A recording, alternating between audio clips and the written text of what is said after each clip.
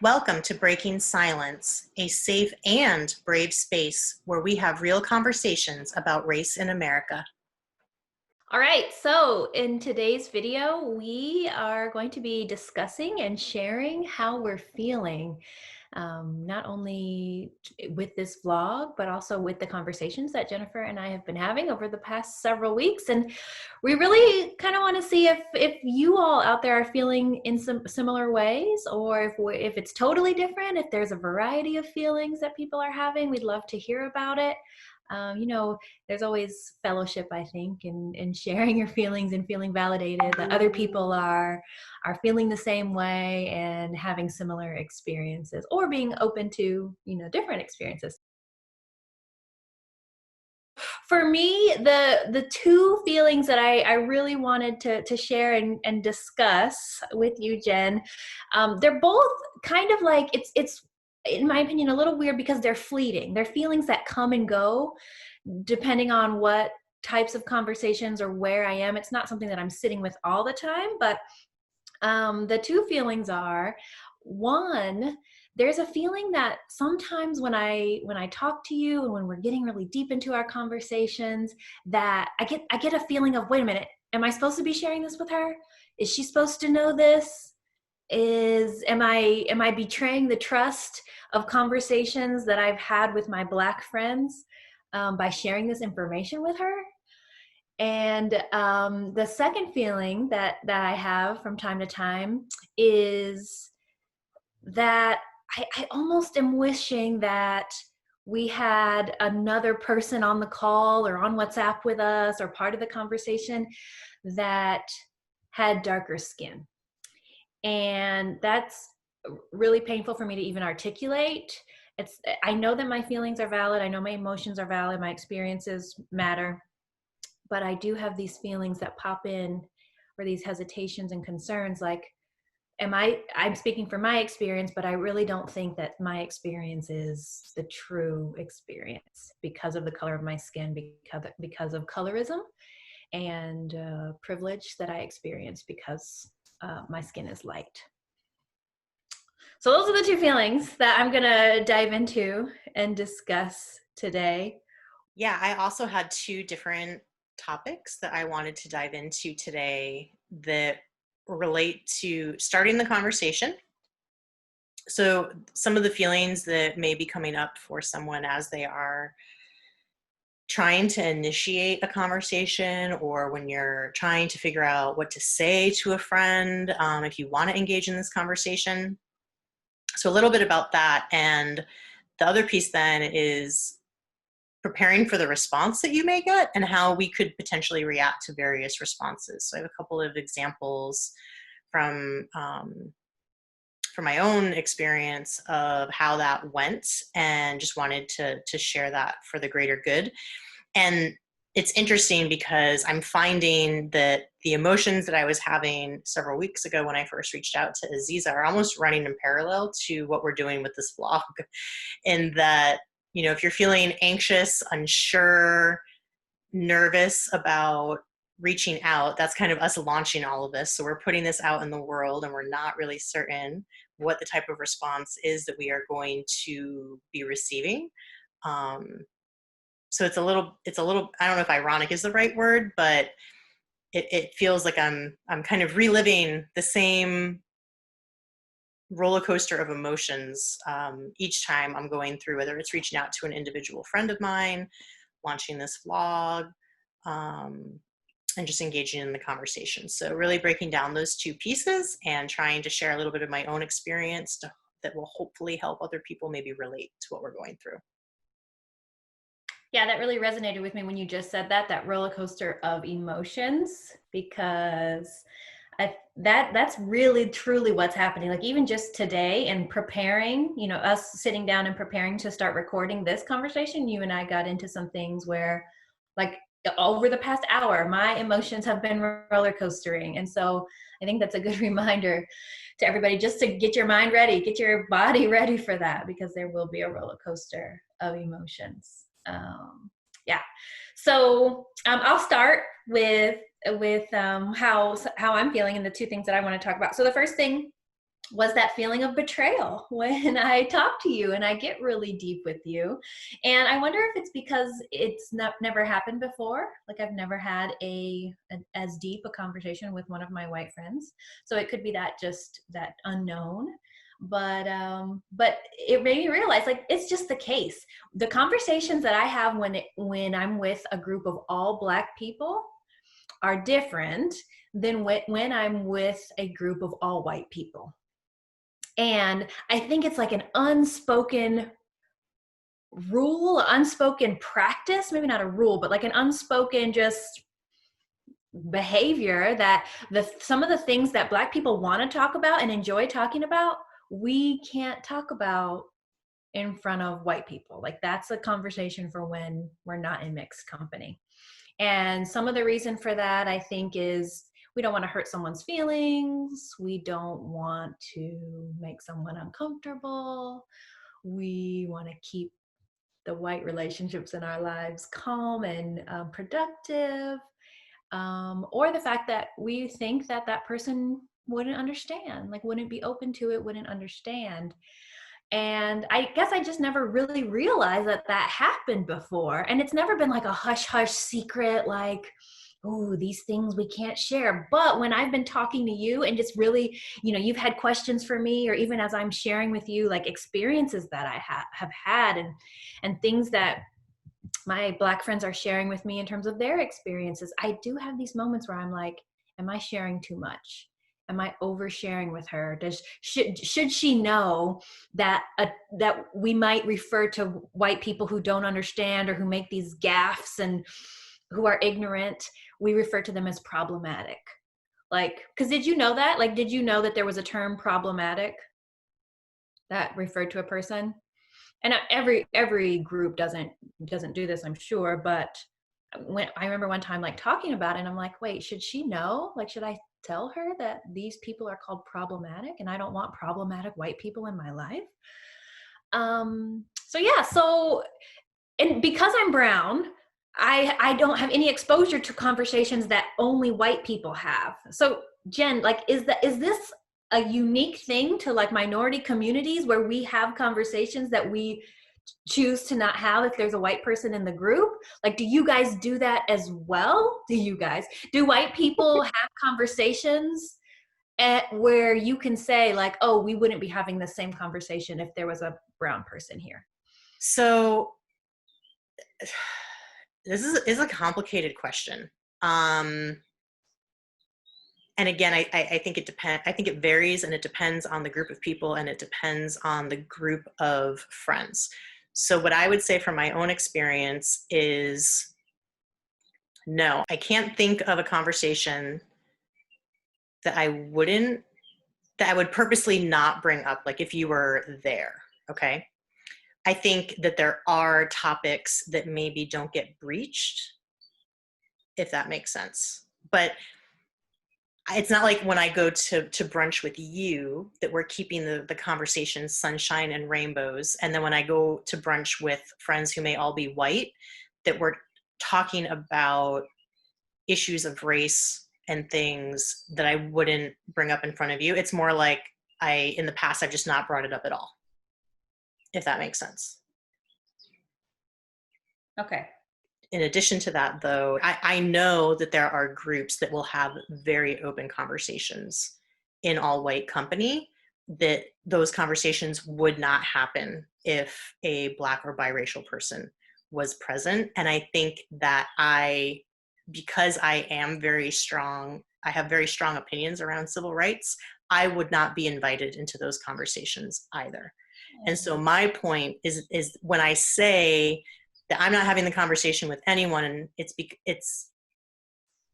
I know that those conversations take place. They would not take place with me there. Got it. Because I don't agree, right? So in regular day-to-day conversations, there's not anything that that you can recall or might have been experienced where the conversation has started and then the group realized, oh wait, there's a minority here, there's a brown person here, let's redirect. I mean, I can't say never, but I'm not thinking of an example. And I feel like I have to sit with that longer to be able to to wrestle more. I will say, maybe not related to Black racial injustice. I feel like I have more exposure and more experience with like um, immigrant population and things like that. And so in that regard, I think I have seen conversations be redirected. Like if things start to get too political or people are not agreeing on something and there is someone who is either an immigrant or from a minority group in the conversation, that the conversation gets redirected. And that's just because that's what I have more experience with. And even where I have worked, I have worked with more individuals who have moved here from other countries, who are part of minority groups, than I have necessarily worked with African American or Black people. So let me continue to think on that, and then maybe we can add on to it. So when you say like, are these things that we're talking about out of bounds to share with someone who's white, are the main topics like focused around like racial injustice or things that are focused around race? Or is it like there's even like other topics like, well, I'm not going to talk about my favorite music, or like I'm not going to use this kind of lingo and slang or whatever because like white people don't understand what it is. Like, is it broader, or is it really more focused around topics that deal with race? I think it would be topics that either focused on race or that could turn into problematic. And I want to be clear, it's not racist conversations. We're not sitting there like hating on white people or hating. I'm not asking, and I'm not trying to communicate that we're having conversations that are like hateful or racist in nature. It's just exploring our experiences together where we would want that fellowship of people that have had common experiences.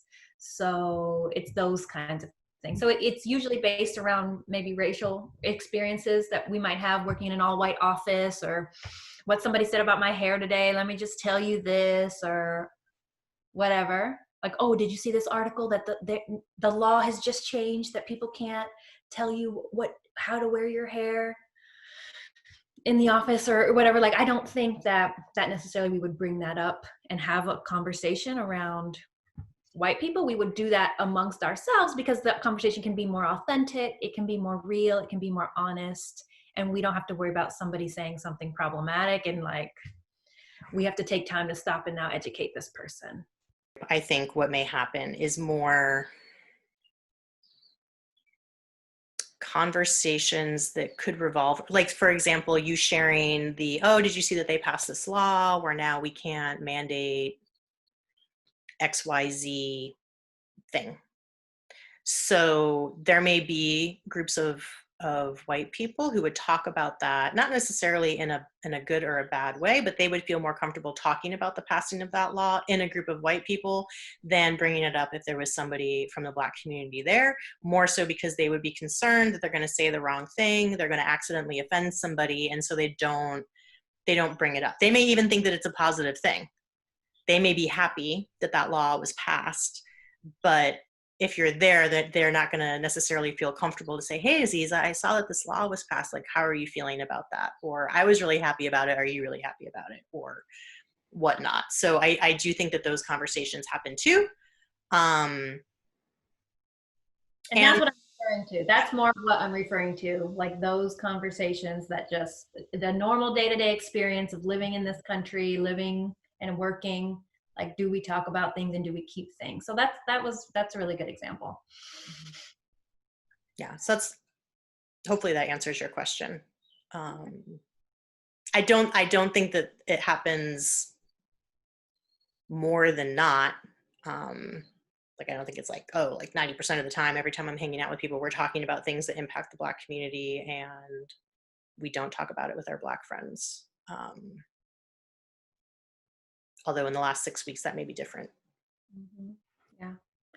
Well, I will say the thought comes to my mind, but I haven't stopped myself. So it'll come to my mind. I'm like, am I saying too much? Am I oversharing? And I'm just continuing to talk. So I'm really curious to what some of our viewers and listeners might be going through. And if you have a different experience than what Jen just shared, or even to what I just shared, we would be really interested. And I'm trying to dig deeper and explore that thought and why that comes to my mind. And I think it might be because I have a lot of white people in my life, in my inner circle. And sometimes, especially recently, some of my Black friends might say, oh, well, I didn't want to say this in front of your fiance, but, or I wasn't going to say this there, but I had this thought. And so maybe that's just more on my mind that, yeah, we have conversations separately. Hey everyone, just a quick point of clarity. In this episode, we're talking about how sometimes I might have conversations in a group setting, a mixed group setting, and then after that conversation, a Black friend of mine might come up and say, hey, I didn't want to say this in front of this person, but I just wanted to make it very clear that these are not hateful conversations or conversations where my friend is coming and wanting to say something that is offensive or mean, and they were uncomfortable saying it in front of the white person. It's more like an example of, I found what this white friend of yours, whatever their name is, I found what they were saying to be really problematic. I tried to dig in deeper, but it didn't seem like they were picking up what I was putting down. But I did want to address it with you because this is what I really heard when they were saying this. So it's further examples of clarification and really sharing our thoughts together as two brown people without that white person around, because for whatever reason it wasn't the right time or it didn't feel comfortable to bring it up any further in the moment. So definitely not hateful, definitely nothing offensive. It's just another example of how some conversations between brown people get a little bit more authentic and get a little bit more deep a lot of the times than it will happen with our white friends. Thanks, keep watching. And then it reminded me, so we talked about the book White Fragility, and Robin DiAngelo, the author, she did mention that many times Black people's relationship with white people, those relationships are less authentic. And so it just reminded me of that. And there's reasons for that, many reasons, not just this. The fact that we might not feel that white people are open to having the conversation, are comfortable having the conversation, those kinds of things. But it reminded me of that, and it made me like, okay, so this could manifest in maybe a deeper issue that I've never really like articulated before. Like, are my relationships with white people less authentic? Maybe. Well, I have another question. Yeah. Do you think that experience is unique to race or racial boundaries? What's another example? Like gender? Mm-hmm. Like there's things that we just don't talk about in front of men. Or I'm thinking even any community. I mean, gender is the one that I could relate to obviously most easily, but even are there conversations that like the Latino community has or the Asian community has that they would not have in front of other groups? But that one's related to race too. But I was just curious because you're in the unique position where like you have the gender dynamic, but you also have the racial dynamic. And so do those things feel similar or do they feel dissimilar? I guess is my question. It probably happens in the LGBTQ community a lot. It probably also happens within groups of people who might, like people that have disabilities, and if they are talking to each other versus another group of people, or I think it probably definitely happens there because it's that issue of comfort and making waves and not knowing where people stand and maybe being afraid to even find out where people stand, because then how do we move forward if it's a deal breaker? All right, so the second thing I wanted to address in terms of how I'm feeling is the feeling that I am contributing to this conversation, but I might not be the best one to contribute to this conversation. And this feeling, there's a lot of unpacking that needs to be done with it that we do not have time for in just this episode. So we may have, let us know if you're interested, but we may have an episode that's just focused on colorism or the mixed or biracial experience. Let us know if you'd be interested in that. So let me provide some context for those of you who might not understand. So as a mixed Black and white person, I feel like I see the world, I can see the world in the perspective of a Black person. I feel like I have insight into how white people see it. Of course, I will never understand because I'm not white, but growing up with white people, hearing them unfiltered, just share their thoughts, no concern for who's in the room. You know how family is. I feel like I have that perspective, and then I also feel like I view the world from a biracial perspective. So it's three ways that I can look at the world. And a lot of times, how a biracial person shows up in the world, you will hear and see this feeling commonly shared among biracial people, is that in the Black community, biracial people are not Black enough. In the white community, we definitely are Black. We might be, we're definitely too Black to be white, right? Like, I'm not white. So I'm not white enough to be in the white group fully. I'm not Black enough to be in the Black group fully. And I will say, like, in the Black group, even in the Black community, there's no shame and no filter in saying that. Like, oh, Aziza, you don't understand, or you're missing a booty. Like I've been told, like, everything from looks, like you're not Black, you don't have a booty, or dance moves, rhythm, everything, just not Black enough, don't understand. You half get it, but we have to like really explain it to you, or you're just not. Or if I say to somebody like, oh yeah, well, as a Black person, blah blah blah, somebody will correct me, oh, half Black. Like, come on. So that happens within the Black community as well as in the white community, because white people will say things like, you're the whitest Black girl I know, or you're different, or just things. So you never feel really like you fit in. A lot of biracial people never feel like they fit in any one place.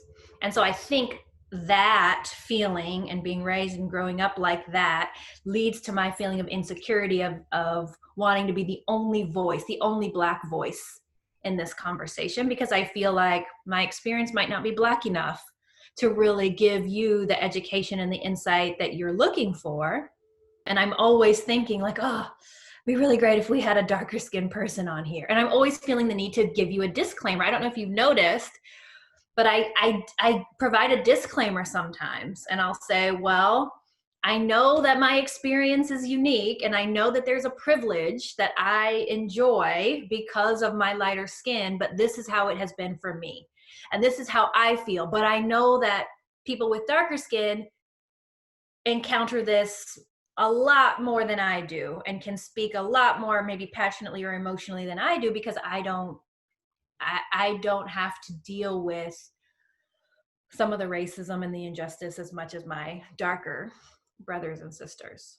So, and again, that feeling is fleeting. It comes and it goes, and it's just a quick, like, maybe negative self-talk moment, and it goes. But overall, I would say, yeah, like, even for this vlog, we need to bring some darker skinned people in here to get the full conversation going, because I don't feel like I can provide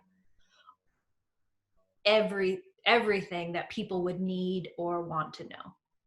And I also think some people see me as more safe, and I might respond in a more safe way. Some of the viewers might have that feedback from me, like I respond in a more safe way based on my experience.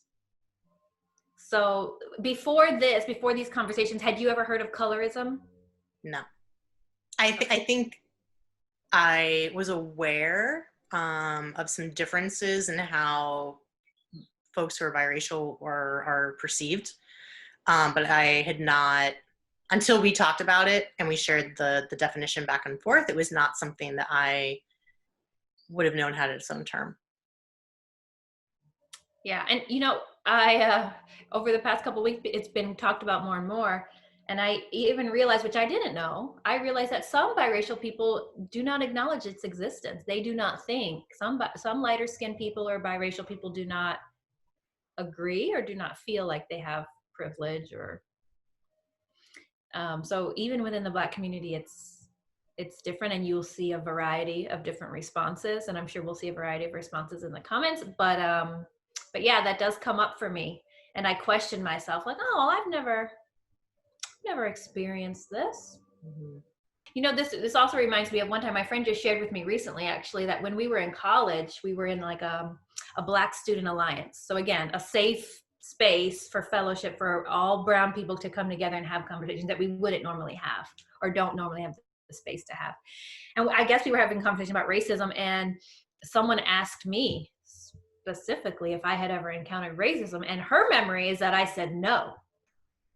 And her memory is also that later on, the darker skinned people like talked about me. Like, how could she never experience it? What is she talking about? Maybe she doesn't understand what it is. So even like, that's just an example of something that happened. And I didn't even know about it till all these years later. I'm 36 now. She just told me a couple weeks ago. And I'm like, that is not true. I cannot believe that. People have called me the N-word as a child. My family has made comments that have been hurtful.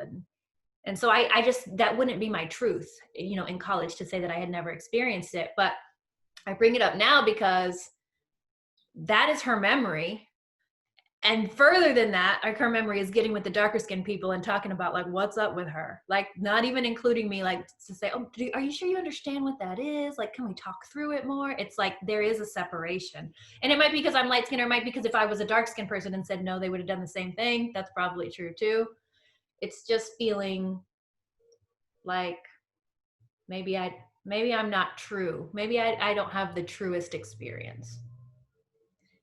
Is something I'm feeling. Does that affect anything in your mind in terms of like how these conversations could go? Or I don't know, you know me, so I'm trying to like think like, don't hold back. Don't let this little voice tell you this. But does anything come up for you? I think what came up for me is that until you expressed that that was something that you were feeling, that's not something that would have been on my radar.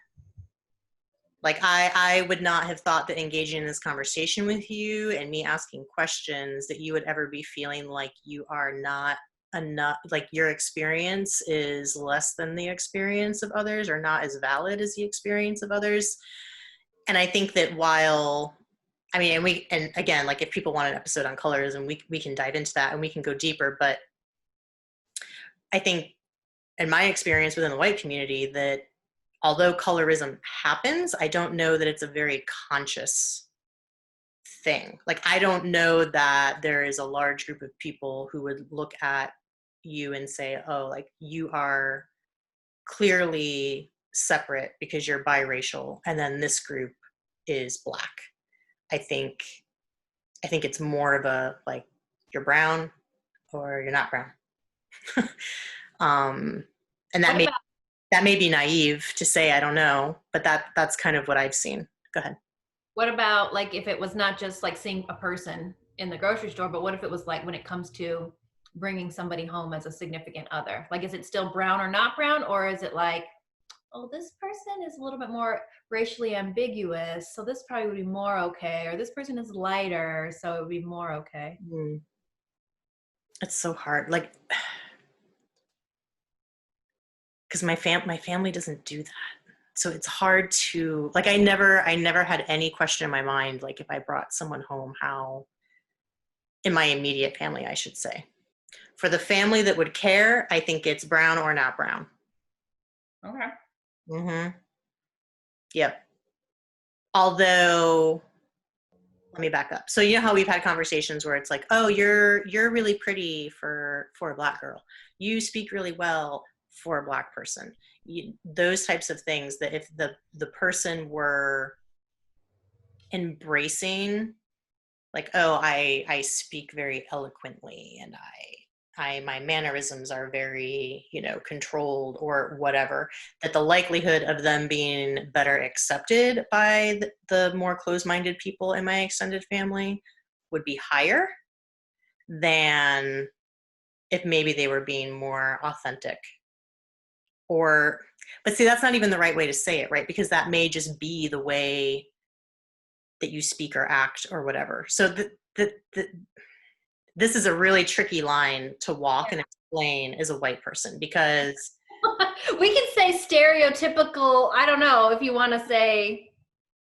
Well, and this is where I get stuck, right? Because you and I have had conversations where we say, okay, you, not you specifically, but individuals in the Black community feel like they have to, like, I don't know, whiteify their language. I don't know what the right term for that would be. But Code switch or whitewash. okay, they have to whitewash the way that they speak, right? In order to be well received in the white community. But then if I say something along the lines of like, oh, well, you're not being authentic to the way that you would normally want to speak, then it's like, well, what are you saying? I can't be an intelligent and articulate Black person? That's not what I'm saying. That's not what I'm saying. I'm saying if the person that I was bringing home would normally speak a certain way when they're comfortable, and then they're adjusting the way that they want to speak in front of my family because they are white, they would be more likely to be accepted. Does that,